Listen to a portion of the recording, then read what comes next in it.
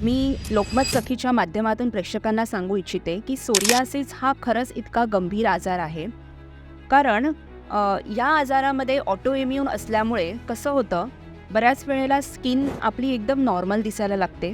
असं वाटतं की सोरियासिस बरा झाला, पण तसं नाही आहे. यात असं होतं की स्किन नॉर्मल दिसते, पण तुमचे जॉईंट्स पेन चालू होतात. कारण ऑटो इम्यून ही टेंडन्सी असल्यामुळे त्याचा अटॅक स्किनवर नसून जॉईंट्सवरती व्हायला सुरुवात होतो, ज्याला आपण ऑटो इम्यून आर्थरायटिस असं म्हणतो. कधीकधी हा अटॅक आपल्या लंग्सवरती होतो आणि COPD होऊ शकतं. कधी किडनीजवरती अटॅक होऊन रिनल फेल्युअर होऊ शकतं किंवा डोळ्यांवरती जर ऑटो इम्यूनचा अटॅक झाला तर UVITससुद्धा होऊ शकतं. त्यामुळे सोरियासिसला आपण लाईटली न घेता, फक्त स्किनचा आजार आहे, बाहेरून काही मॉइश्चरायझर लावून आपण त्याला पुढे ढकलतो असं न करता त्याच्या मूळ कारणाची चिकित्सा व्यवस्थित आयुर्वेदाच्या माध्यमातून केली पाहिजे.